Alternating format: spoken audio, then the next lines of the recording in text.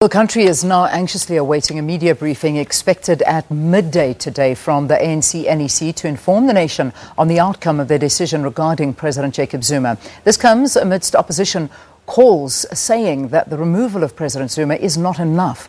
Joining us this morning is John Steenhuisen, the Democratic Alliance Chief Whip. John, thank you. Thanks for being with us here on the programme. Great to be with you and the viewers this morning. Thanks for the opportunity, Leanne. John, let's quickly get your opinion on yet another delay from the special ANC NEC meeting, which ended at 3 o'clock. Obviously, we're going to get some clarity at 12 o'clock, but I mean, the events that transpired last night? Yeah, well, I think it's just dragging on. I said to somebody the other day, this Zexit's taking longer than the Brexit. And I think that the longer it drags on, the weaker it makes Mr. Ramaphosa look. But I think what's really hurting South Africans and our image is the inordinate delay and the lack of information that we have about what's going to happen. We're now hearing about another 48 hours that Mr. Zuma is going to be given. And one can only contrast this with the relatively swift removal of former President Mbeki by the ANC.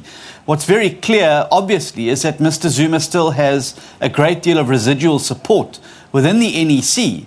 That is preventing the ANC from moving as quickly as possible. But I think we also have Mr. Zuma playing his usual style of Stalingrad, dig in and fight out from there, and putting himself first, ahead of his own party, ahead of the country, and ahead of the Constitution. Yeah. Can I put you a bit on the line here? I mean, are you prepared to speculate as to what the announcement will be at midday from the ANC? Well, I think that they're going to announce that they've recalled Mr. Zuma. But as you would know, the president is elected by Parliament, and if the president refuses to resign, there's only one mechanism left to remove Mr. Zuma, and that would be through Parliament, through either a motion of no confidence or an impeachment motion, and that's the only two mechanisms which the Constitution provides for the removal of the president. So if he digs in and refuses to resign, that's really the only avenue left for the ANC, is to use the instrument of Parliament to remove Mr. Zuma from office. Yeah, but I mean, yesterday we heard from opposition parties that whether or not President Jacob Zuma resigns, you're calling for early elections and the dissolution of Parliament. Well, the leaders of the opposition parties got together, and that was a statement that emanated from their meeting. I think the viewpoint that they expressed was that even if Mr. Zuma is removed, we don't have a Jacob Zuma problem in South Africa. We've got an ANC problem, and that the people of South Africa should be given the opportunity to chart the way forward and decide which party and which leaders lead them and represent them going into the future. That Mr. Ramaphosa, if elected, won't carry a mandate from people from an election. And we know that 10 o'clock this morning is the deadline for Parliament to make the pronouncement on the EFF's request to bring that no confidence motion forward. Do you feel, or perhaps you may have a little bit of inside information, do you think the ANC might actually go with you on this? I don't think so. I think that what we're going to see over the course of the next 24 hours is a negotiation with the ANC to either withdraw, for the opposition to withdraw their motion, and to enable the ANC to be able to table their motion of no confidence. I think that they would be loath to see an opposition motion to remove the president succeed in the House. And so the cards are really in the hands of the opposition now in terms of what they do and how they respond to that type of request. Obviously, the motion is in the name of the EFF. They seem pretty insistent that their motion should prevail.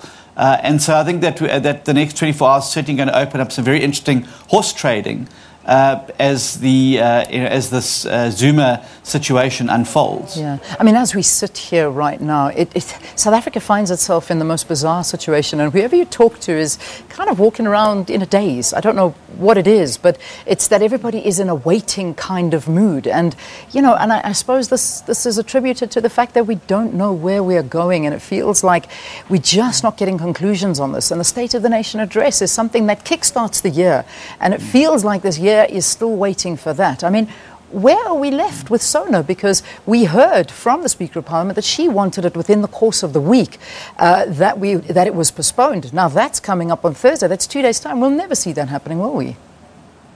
I don't think we're going to see a SONA this week, to be honest with you. I just don't think that there's enough time for the logistics to be planned. And the problem is that next week we run into the budget. And all parties have been absolutely clear in our conviction that we cannot move the budget out. It's very important for economic stability and economic messaging to both South African markets and the world markets that business is continuing. But I think that what's happening is we're being held hostage by the internal ramifications of a single political party.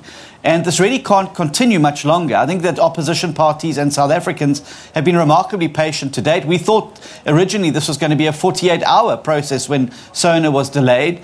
But of course, Mr. Zuma and his acolytes have dug in. And every moment this drags on, the weaker it makes Mr. Ramaphosa's position look, because it looks like he has not thought out the path should Mr. Zuma refuse to go. And we've just seen endless negotiations. And frankly, South Africans haven't been taken into the confidence of Mr. Ramaphosa about what the nature of those discussions are, what is being discussed, what deals are being discussed and hatched in those back rooms, and where the end game lies in all of this. And frankly, it's a bit of a mess at the moment, and I think everyone is in a daze. But the problem is it's holding up the people's business. Parliament could have had sittings this week. We have not sat. The people's business is essentially ground to a halt while we wait for this ANC to solve its internal problems. And that's why the opposition is saying, bring it to Parliament, let Parliament resolve on the matter, and let's put an end to this uncertainty. Let's remove Mr. Zuma through a motion of no confidence, and let's close the chapter on the Zuma years and start writing a new chapter for South Africa and South Africans. All right, John Steenhuisen, we leave it there. John, of course, is the Chief Whip of the DA, talking to us from our parliamentary studios, just getting that opposition's perspective as to what's going on. Do stay tuned to Morning Live. We've got Terry Tsalani from the IEC here in studio with us as well. Call for an early election? Think it's possible? Well, we'll get the word from the IEC. Do stay tuned. But right now, for all the sports fans, I am apologizing. Valen